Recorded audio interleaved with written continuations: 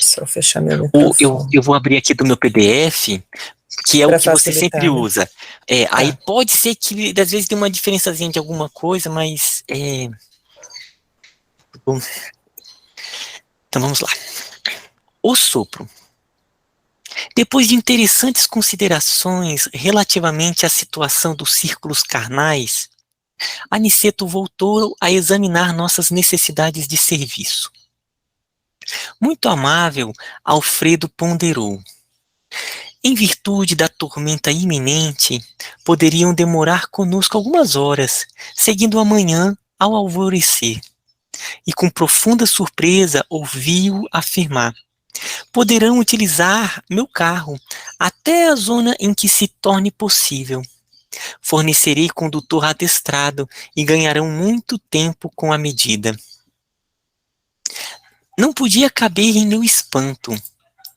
Embora conhecendo as operações dos samaritanos em nosso lar, que empregavam grandes veículos de tração animal em trabalhos de salvamento nas regiões inferiores e considerando as dificuldades de vulto que defrontáramos na caminhada longa, rumo ao posto de socorro, não supunha possível semelhante condução naquele instituto de auxílio. Soube mais tarde que os sistemas de transporte nas zonas mais próximas da crosta são muito mais numerosos do que se poderia imaginar, em bases transcendentes do eletromagnetismo. Eu vou fazer só um comentário aqui breve nessa parte, né, em bases transcendentes do eletromagnetismo. A gente lembra de Nosso Lar. Quando a gente lê o Nosso Lar, que o André Luiz se locomoveu pelo aeróbus. O aeróbus, ele é um veículo que ele é suspenso e ele é mantido por como se fossem uns fios de condução, aonde ele segue com com princípios do eletromagnetismo ali que mantém, que a gente ainda não conhece, sabe? Tem coisas parecidas surgindo com trens de levitação por magnetismo, né, que a gente chama de supercondutores. Então, começa a surgir uns que são os chamados magleves, mas esses princípios, por exemplo, do aeróbus, não se tem. Então, devem ter muitos outros também, formas de veículos diferentes, com essas características, sabe? Então, vou continuar. Nosso orientador, que parecia meditar gravemente a situação, observou preocupado. Entretanto, temos serviços urgentes nos círculos carnais. Vicente e André precisam iniciar o aprendizado ativo. Alfredo sorriu bondoso, asseverando: quanto a isso, não necessitaremos de maiores cuidados. Há sempre que fazeres em toda parte. Onde houver espírito de cooperação da criatura, existe igualmente o serviço de Deus. Nossos amigos poderiam colaborar conosco ainda hoje nas atividades de assistência. Acompanhar-nos-iam, por exemplo, nos trabalhos da prece, nos quais há sempre muita coisa a fazer e muita lição a aprender. Excelente sugestão, exclamou nosso instrutor. A oração individual ou coletiva é sempre vasto reservatório de ensinos edificantes. Aliás, falou Ismalha afetuosa, não devemos demorar. Estamos quase na hora. Nesse momento, como se fora chamado de súbito à lembrança de grave compromisso de trabalho, falou o administrador, dirigindo-se à companheira. É preciso prevenir Olívia e Madalena das providências que se fazem imperiosas para a noite. Necessitaremos a colaboração de mais alguns técnicos do sopro. Temos alguns irmãos em estado grave, tomados de impressões físicas mais fortes. Técnicos do sopro? Indaguei assombrado, antes que Ismalha pudesse fazer qualquer observação referente aos serviços. Sim, meu amigo, respondeu Alfredo, atenciosamente. O sopro curador, mesmo na terra, é sublime privilégio do homem. No entanto, quando encarnados, demoramo-nos muitíssimos a tomar posse dos grandes tesouros que nos pertencem. Comumente, vivemos por lá, perdendo tempo com a fantasia, acreditando em futilidades ou alimentando desconfianças. Quem pudesse compreender entre as formas terrestres toda a extensão desse assunto, poderia criar no mundo os mais eficientes processos soproterápicos. Mas semelhante patrimônio está à disposição de qualquer espírito encarnado? Perguntou Vicente, compartilhando minha surpresa. Nosso interlocutor pensou alguns instantes e respondeu, atencioso. Como passe que pode ser movimentado pelo maior número de pessoas com benefícios apreciáveis, também o sopro curativo poderia ser utilizado pela maioria das criaturas, com vantagens prodigiosas. Entretanto, precisamos acrescentar que, em qualquer tempo e situação, o esforço individual é imprescindível. Toda realização nobre requer apoio sério. O bem divino, para manifestar-se em ação, exige a boa vontade humana. Nossos... Só rapidinho. Sim. Que o sopro, né? As pessoas não estão acostumadas, né, a ver o sopro nas casas espíritas, né, mas ele é muito utilizado. Ele é encarado mais ou menos como um tipo de passe, né? E é uma transferência de energia, digamos assim. É uma técnica que você pode dizer que é 120% mentomagnetismo, né? Que é como você soprar, na verdade, você está direcionando diretamente mesmo qualquer tipo de energia, né? Na forma do sopro. É você jogando a energia diretamente sobre o ponto que você quer. Então, essa coisa do sopro, né? Muita gente nunca viu ser usado em casa espírita, porque o passe está acostumado àquela coisa com as mãos, né? Mas o sopro é tido como um tipo de passe e assim, do meu ponto de vista, é uma transferência de energia mais direta ainda, que você pega aquela energia diretamente e derrama. É como se você estivesse derramando aquela energia sobre algo, sobre alguém, ou sobre um ponto específico que você queira que seja modificado pela aquela energia.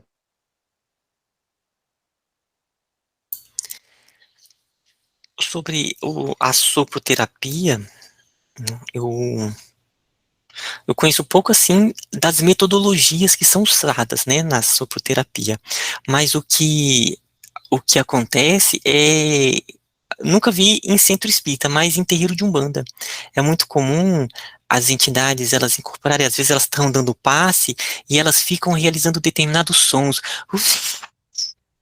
Enquanto vai dando passe, sabe? Então, às vezes, uns assoviam, outros vão realizando alguns sons, mas assim, colocando aquele ar enquanto vai movimentando no trabalho de um passe junto com o sopro, né? Então, eles vão soprando enquanto... E, às vezes, também acontecem entidades que incorporam e, com o sopro, ficam movimentando, eles ficam... enquanto fica realizando o trabalho e soprando, e movimentando, e nesse processo fica soprando. Então acho que devem ter muitas formas de se trabalhar, né, com essa energia que vem de dentro através do ar. Não, tem poucas informações, pelo menos que eu conheça, que fale sobre isso, e na prática eu tenho visto mais mesmo com entidades da Umbanda, eles movimentando formas que se trabalha com sopro. E só um último ponto também ainda sobre isso, eu fico pensando que o coral é uma forma também, né? Porque, querendo ou não, as pessoas estão juntas, né, um coral, e principalmente quando é um coral com mensagens muito bonitas e elevadas, que as pessoas elas vão se envolvendo e estão ali cantando, é uma forma de você estar exteriorizando através ali da voz. A voz é um ar que está passando, criando aquela ressonância, né, na canção, e vai sendo exalada. Então é uma forma também de soproterapia, sabe? Os indígenas usam muito, os pajés, o sopro, na cura, no processo de cura, né? No meio espírito Jacó Melo. descreve o sopro como um dos tipos de passe. Acho que no livro dele ele tem uma parte que ele fala sobre, é como você soprar, igual você sopra uma vela, você sopra sobre a pessoa, né? É um passe sem mãos, é um passe, como até a Janine disse, né? Igual os pajés, eles sopram, né? Aquilo que eles querem sobre a pessoa. Eu já recebi uma vez. Eu estava com dor de garganta e bem com o corpo muito ruim. E uma amiga me passou. Bem interessante. Eu também já tive experiências, assim, em trabalhos xamânicos, com alguns pajés, que eles fazem o uso muito intenso do sopro também. E também uma declinação, talvez, desse processo, assim, do sopro direto, né? Sobre a cabeça, sobre o ouvido da pessoa, para afastar maus espíritos.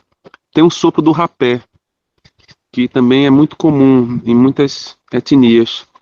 E esse sopro, claro, além do pó, né, tem também assim, os tipos de sopro, né? Então tem o sopro da jiboia, tem o sopro do beija-flor, tem o sopro do jabuti.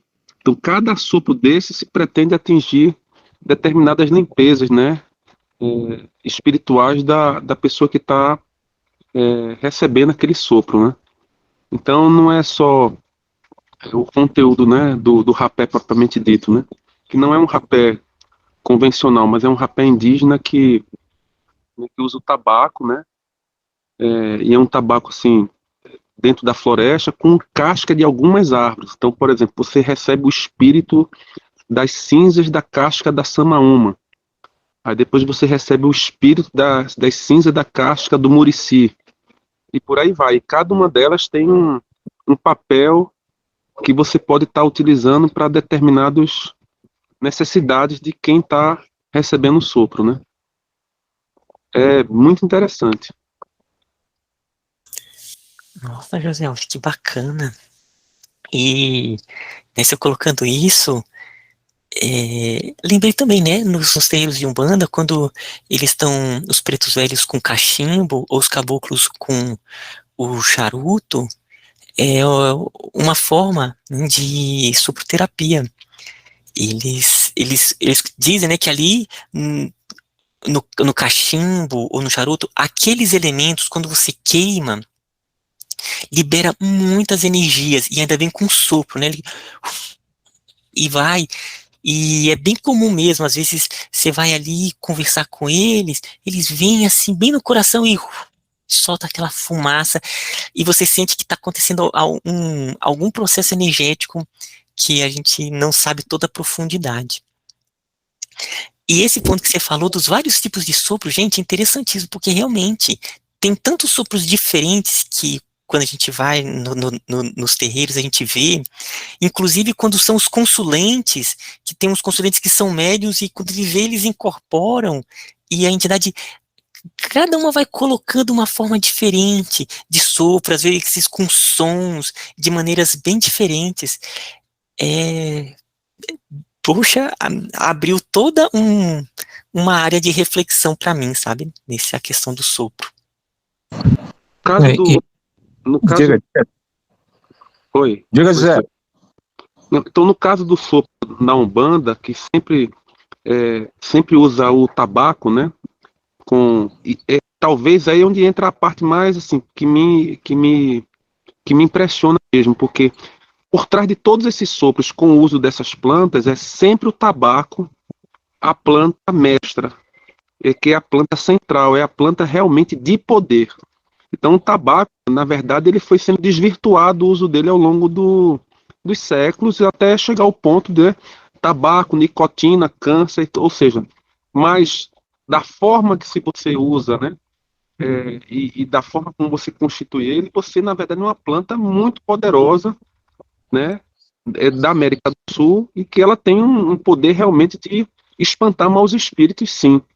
Né? E isso é feito de forma muito intuitiva, né, mais secular, né, para essas etnias indígenas, mas na Umbanda, que faz muito uso do cachimbo, com muitas ervas, né, incluindo o tabaco, o uso, né, do boró, O que eu acho, às vezes, assim, que já não fica legal quando faz o uso do cigarro convencional, porque ali você acrescenta toda a questão da indústria e o conjunto de substâncias cancerígenas mesmo, né? Então perde um pouco da essência, da originalidade. Mas quando se é com algumas ervas, ou quando é com boró, né? Aí realmente a coisa muda de figura, né? Mas no meu caso, por exemplo, eu consagro o rapé já tem uns 3 anos. Né? Então, assim, até eu encontrar o ponto assim ideal de qual é a forma de usar, o tempo que pode usar, né? Porque na verdade quando a gente se depara com esse universo aí, a gente fica muito entusiasmado, né? E fica querendo experimentar, e é muito mais do que uma experimentação sensorial, é uma consagração espiritual. Né? Então, a gente, quando faz os trabalhos, a gente aqui na Oca, por exemplo, que faz uma consagração do rapé, abre-se todo um portal, né, de cura, até de orientação espiritual que a gente recebe através da consagração do rapé. É muito bonito, viu? É muito profundo, sabe? Só a gente consagrando juntos para vocês sentirem a energia, tem uma vibração alta, sabe? E depois a comunidade de cânticos, então tem os toantes, os torés, as músicas que a gente canta, os mantras também que são feitos durante o uso, né? Mas tudo tem que ter uma dose, né? Eu não tenho esses conhecimentos, mas eu estou aqui pensando, quando a gente sai para a natureza, bota o pé no chão, sente a brisa, sente o sol, e todas as pessoas assim que eu tenho atendido também, porque aqui na minha casa tá eu tô sentindo uma coisa mais pesada, não sei o que, eu falo, bota flores, abre a janela, deixa o sol entrar, bota perfume, né, um cheirinho bom, faz uma limpeza. Esse é o sopro divino, né, que a gente tem que estar conectado o tempo todo, né, porque cada um, se for esperar um encontro especial para ter um sopro, né, aproveita, bota o pé no chão, sente a brisa, que é o sopro divino, aí a mãe chamando os passarinhos, que a avó já falou pra gente que eles estão o tempo todo, esse cantar dos passarinhos é um transmutador das energias densas.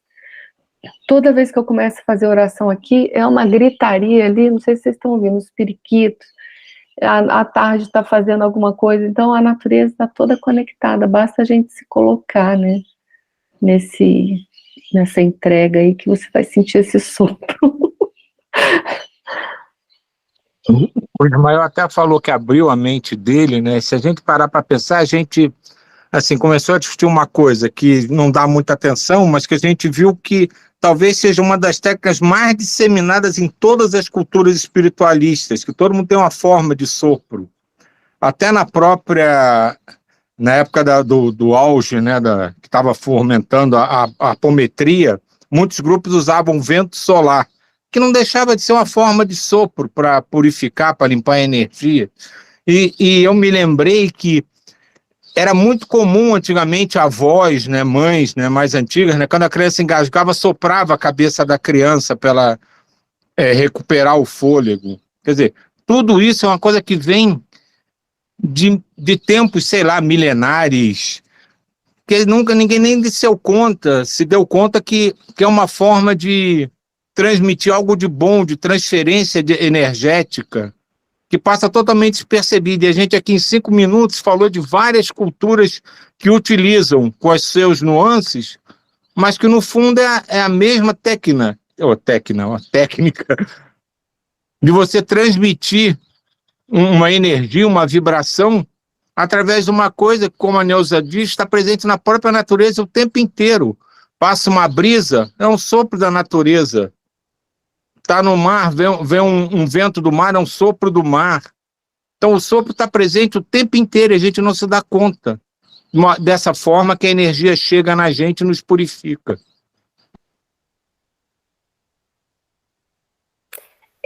Falar, né, dessa questão de vento, uma vez uma criança, eu gosto muito de trazer nas falas das crianças, teve uma vez uma menininha que falou para mim, sabia que eu já vi Deus? Eu falei, já?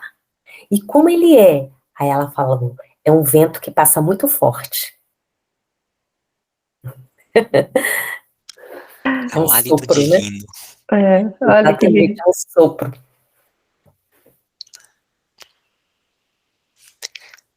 Aqui a minha netinha, quando ela sente o vento, porque eu sempre canto, tem aquela música do Dorival Caymmi, que é Dorival Caymmi, vamos chamar o vento, aí ele assovia. E assim, sempre que eu tô no mar eu lembro, vamos chamar o vento.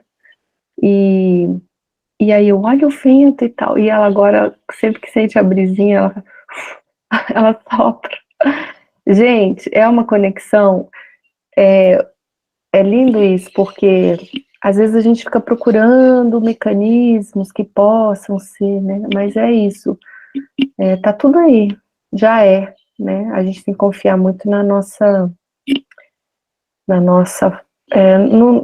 eu, né? Que nós todos somos só entrar nessa conexão, não esperar tanto, não buscar tanto, mas tá já conectado, né? Obrigada, Janine, linda.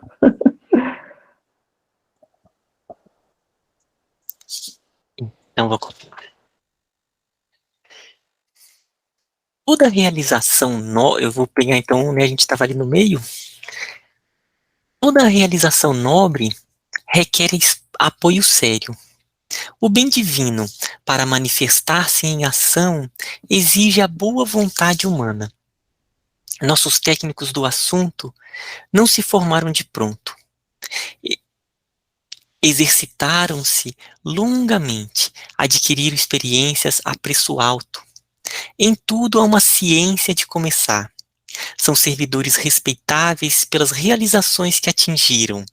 Ganham remunerações de vulto e ganham enorme acatamento, mas para isso precisam conservar a pureza da boca e a santidade das intenções. Eu achei bonito quando fala aqui, em tudo há uma ciência de começar, né? Então, é uma ciência, dentre as várias outras, que vai cada vez se aprofundando e se aprofundando mais. Compreendo o interesse de suas Compreendo o interesse que suas palavras despertaram, continuou o administrador depois de pequena pausa. Não, compreendendo o interesse que suas palavras despertaram, continuou o administrador depois de pequena pausa. Nos círculos carnais, para que o sopro se afirme suficientemente, é imprescindível que o homem tenha o estômago sadio, a boca habituada a falar o bem, com abstenção do mal, e a mente reta, interessada em auxiliar. Obedecendo a esses requisitos, teremos o sopro calmante e revigorador, estimulante e curativo. Através dele, poder-se-á transmitir também na crosta a saúde, o conforto e a vida. Gente, tão interessante esse assunto. Essa parte aqui, com relação ao estômago também, né? Então, pense em todo esse processo. Né? O estômago sadio, a questão também da fala habituada a estar exalando, porque a fala é uma forma de exalar. Só, né, ele coloca aqui uma fala sadia. E eu fico pensando também na questão dos exercícios, porque nos exercícios a pessoa ela desenvolve a capacidade pulmonar, né? Claro que não é só uma questão física, mas ele envolve esse maior trato com a respiração. A respiração completa, né, que a yoga trabalha bastante, da questão de assimilar mais o ar, é uma forma também de estar exalando uma maior quantidade também. Você ia falar? Você ia falar? Eu ia falar, mas na hora você falou do yoga, dos pranayamas. Eu acho sempre, né, na irradiação, quando o Paulo Brito, ele comanda, ele fala sempre, né, do respirar, do ir para o coração e do voltar, né, e do irradiar por meio, né, dessa respiração. Eu acho interessante isso também, né, porque ao final o sopro, ele é uma transmutação, porque a gente recebe, né, por isso que fala da importância desse organismo que vai, principalmente dentro de um processo de cura, retornar esse sopro, não é qualquer sopro, né? A cura, ele vem uma intenção aí muito alinhada e de um organismo em que se predispõe a essa cura, né? Quando a pessoa está com medo, está ansiosa, ela, né, fica travada, não respira, né? Fica o corpo todo tenso, né? Quando você começa a falar, vai soltando, vai respirando, é essa transmutação aí, né? Que a Janine fala. São vários, nossa, é muita coisa pra gente pensar e ver a conexão, né? Muito bonito todo esse processo. E esse ponto até que, Janine, vocês falaram, né? Se a gente for olhar a fisiologia, né, do sistema da respiração, né?